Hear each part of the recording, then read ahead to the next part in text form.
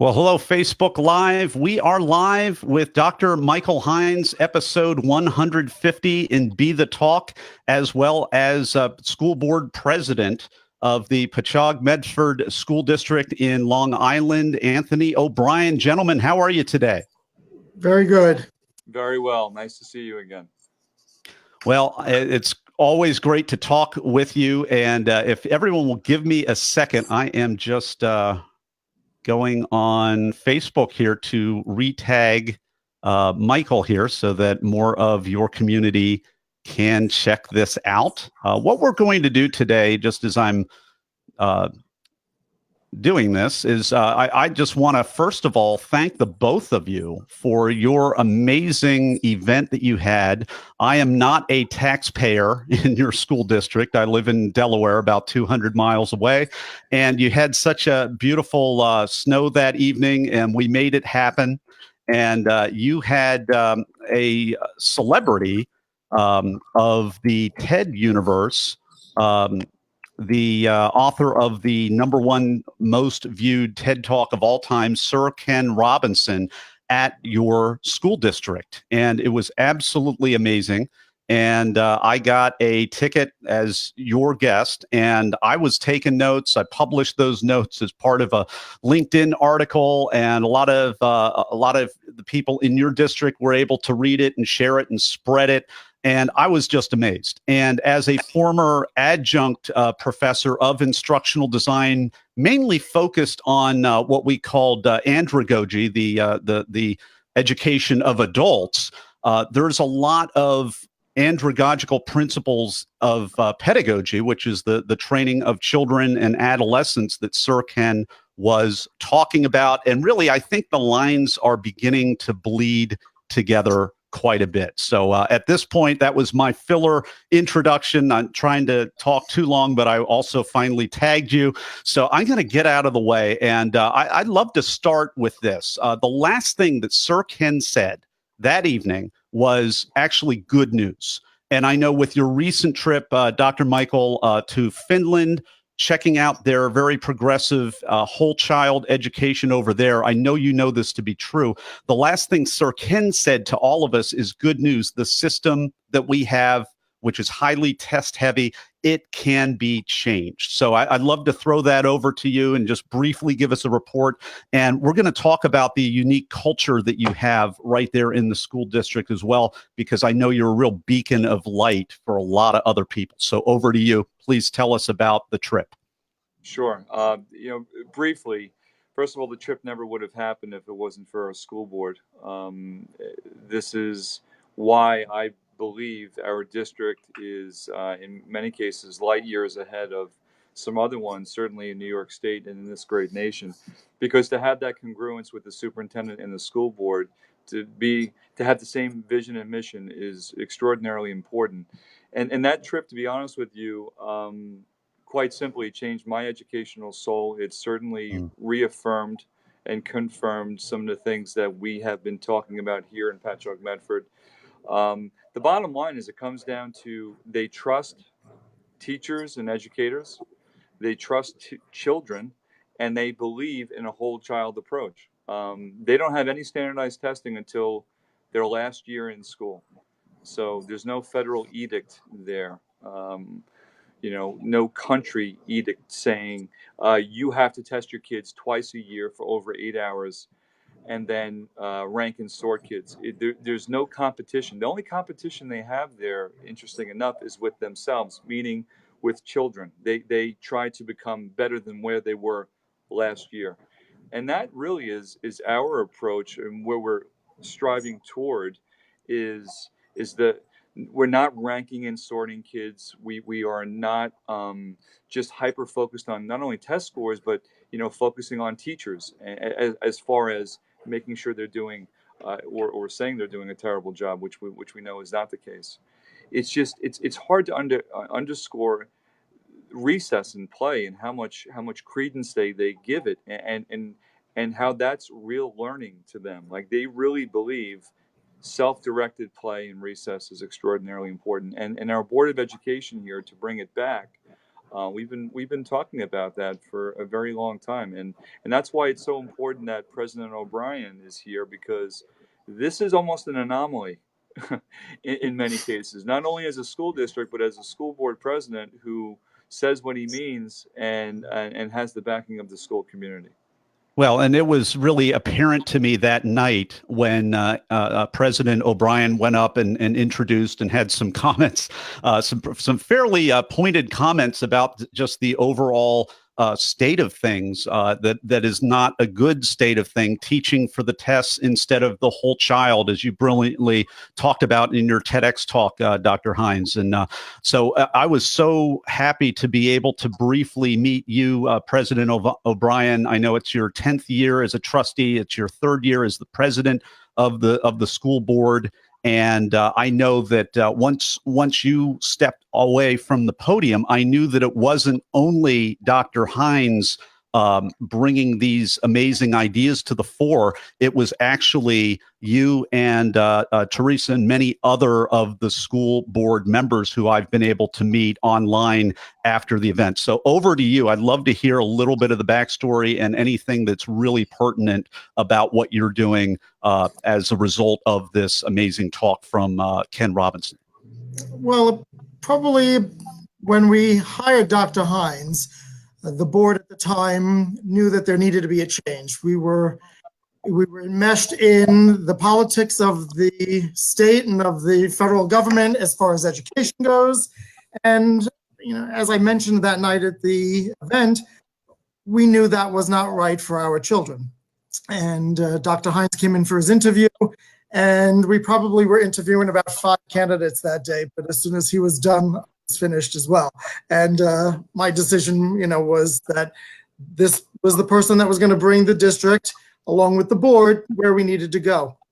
And it wasn't really a struggle. I have to be honest with you. The teachers, the community, they all saw the need for change, and they're embracing it.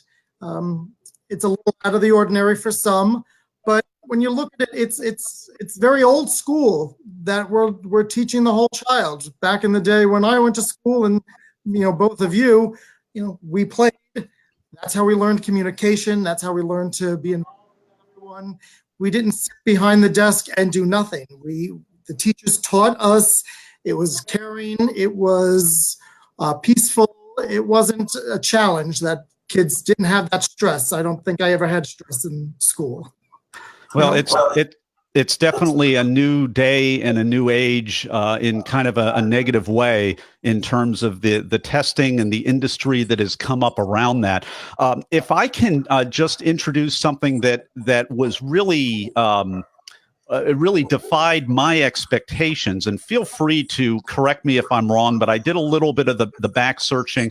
I had a little bit of an image being from Delaware and not spending a lot of time on Long Island. We're getting a little feedback, so I'm going to just mute that piece out. My image of Long Island is very, very affluent, very privileged, everything else. I came out to your district and it looked like a kind of a very normal, almost blue collar, white collar mixed area. And then I looked at the statistics somewhere. I saw the statistic that actually most of your district is economically underprivileged in some way. And that really struck me, that you're not just you're not just able to make interesting decisions for the sake of being progressive, but you're actually struggling with the same kinds of issues that pretty much every other school district is, and yet you have the unity as a school board to be able to roll out and really pioneer these things. So if I misspoke on any of that, please correct me. But that was really the main thing that really impressed me. Yeah, I mean, it's really interesting. If you took New York State and you looked at its demographics and you shrunk it down, you have Patchogue-Medford. You know, our strength is our diversity, and you are correct when you say, as far as socioeconomic status, you know, we're around 55, 57% free and reduced lunch. That's more than half of our kids, right? And that's only the ones who report, actually, right? So if you think about that, coupled with the fact that it's diversity not only from socioeconomic, but certainly ethnicity and racial. I mean, in every single way, religion, and again, that's what makes us so strong. And that's why I think Ken Robinson was taken to our school district, because of not only the fundamental core principles of what we're focusing on, as President O'Brien was saying, as far as core values and whole child education. He understands that if it can happen here, you can scale this up, and it can happen anywhere. This is not a rich white school district, plopped in the middle of, the North Shore of Long Island. This is meat and potatoes. This is blue and white collar. This is, we have police officers, just nurses. Construction workers, automotive. They're all here. This is real world, and what we're doing is getting our kids ready for the real world. And I think that's what he appreciates, and that's why I'm so thankful for this Board of Education. So my question to you, President O'Brien, is really, what does it take as a school board? You're leading the school board right now. So from a leadership perspective, what does it take to unite all of these things, take care of yesterday's problems and today's crises, and still be kind of looking into the horizon and being able to pioneer some things that are going to be for the good of our kids tomorrow? Well, there's a couple of things. We were very open book when it comes to the board. We value public opinion. We are very transparent. We're very approachable. And that, isn't the case in many school districts. And, we're living the dream just like everybody else here in Patchogue-Medford. And we're calling the people out who aren't doing the right thing. And the night of the event, I called out plenty of people that weren't where they needed to be, because again, it probably wasn't important enough for them. And that's, if I can just add to that, because that is 100% true. The people who should have been, who doesn't want to hear Ken Robinson, minus the snowstorm, right? So forget the snowstorm, right? And let's just look at it from a practical purpose. You have a school district who invites probably the person who everyone just believes really understands education, right? Really, globally, universally. In a school district in New York State, you invite the governor, right? You invite the commissioner of education in New York State. You invite the chancellor, right? Who's in charge of the other regions, right? Other assembly people and senators, and I think one was coming. And that's it. And that's part of the problem. So the school board really looks at clearly what's happening in her school district, but also looks at the big picture as far as what's happening in Albany, at least in New York State, what's happening in Albany. And because what's happening in Albany handcuffs us as a school district. It handcuffs the board as far as policies and mandates, as far as what we would look to do. And so they needed to hear this, and they chose not to, and Anthony called them out on it. And unfortunately, just a footnote, they weren't coming before the snowstorm. Well, that's what it sounded like to me. That's the challenging and the troubling part of it all, is that they had no intention of coming, so they couldn't even use the excuse that it snowed. And as a board, we definitely call them out on things all the time.